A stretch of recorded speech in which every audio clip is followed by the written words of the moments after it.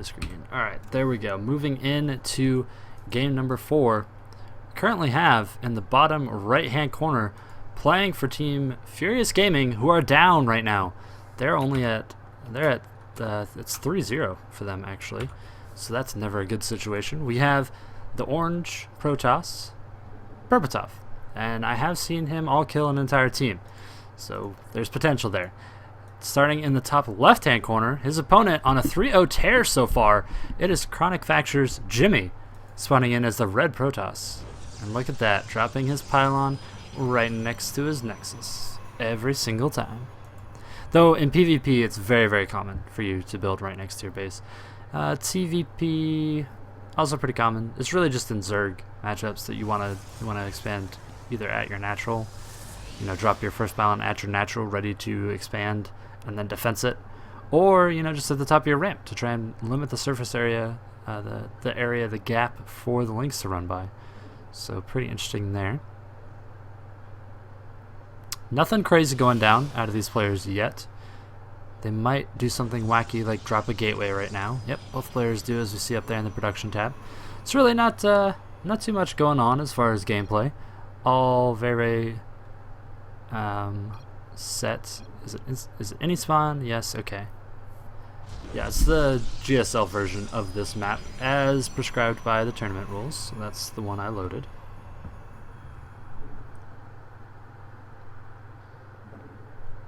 Okay. Gas is going down, pylon's going down. Really entirely similar out of both players. Jimmy is just a little bit ahead actually on his build, but not by much. Pylon being dropped in the back as opposed to next to the other pylon. Not really that big of a difference. Cybernetics core started by BerbATOV, even though Jimmy finished his gateway just slightly sooner. Alright, there are the second gases in the cybernetics cores. Both players still scouting. Both of them actually scouted in the wrong direction off the bat. So, as they're making the scouting symbol of evil, is what it looks like they're on the map there.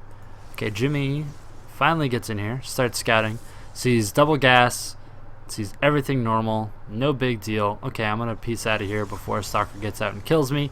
Probably going to go chill near the expansion, maybe drop a pylon. We'll have to see where he's going to head back to. Oh man, he might actually be headed all the way back home. And now, BerbATOV's getting up here. And he's like, what's going on?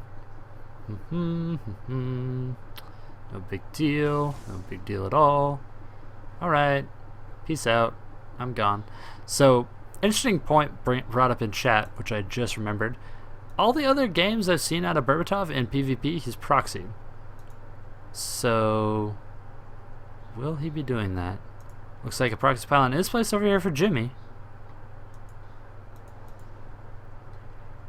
It's a pretty rough map as far as proxying, which might be why Jimmy chose it. But then he was asking if it was spawned anywhere, so I mean, I don't know. In previous games versus Protoss, in PvP, BerbATOV has dropped a proxy pylon and gatewayed or double gatewayed off the bat, depending on if he gets scouted. He drops the first gateway, waits a few seconds, then he'll drop a second one if he doesn't get scouted. But he actually can do a ton of damage with just one. So, pretty interesting in that point. Stargate is working along here for Jimmy. Looks like he might be going... I mean, the real reason why you would want to go that close, that proxy, would be an Oracle. So I would assume that would be the first unit he's going to be building out of that. And on the reverse side of the field, though, BerbATOV is building a Robo. He's not going to really have that much air defense. He's going to have to rely on stalkers and stuff like that.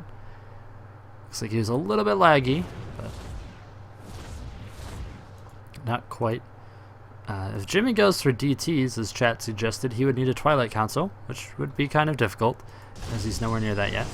Jimmy dropping 2 proxy pylons in the main base right now, so warpins are probably going to start right on top of that. Oh, it's going to be a difficult thing to hold. Starting across the middle here, Stalkers having a little bit of an engagement, knocking off each other's shields. In the meantime, where's that Oracle? There it is, heading in. Void Ray started up though. So he's going to follow it up with that. Mothership Core working down these pylons, trying to. I don't think it's gonna be able to do it in time for the first set of warpins. And there they are, first set of warpins. And now Photon Overcharge, Oracle getting driven off by the Stalker and the Sentry and the Photon Overcharge. In the meantime, the Zealot is very grumpy. Instead of attacking minions, he decides to attack the full health Nexus. It's a little bit of miss macro there. But now opens it up for damage down here at the natural. And I don't think that there's going to be enough... Yeah, there's not enough Photon Overcharge to actually hold the natural with the Photon Overcharge. So he's going to have to move up with this Void Ray in a second, and he's going to need to focus down that Stalker very, very hard with all of his units, and then he should be able to clean the rest of the stuff up with the Void Ray. Alright, here it comes. Stalker being focused by that Void Ray. Prismatic alignment used. Alright, now he's in a great position to hold this, or to deal enough damage, you know, to make this attack worth it, because he needs to take out this natural or something in order to make it worth it.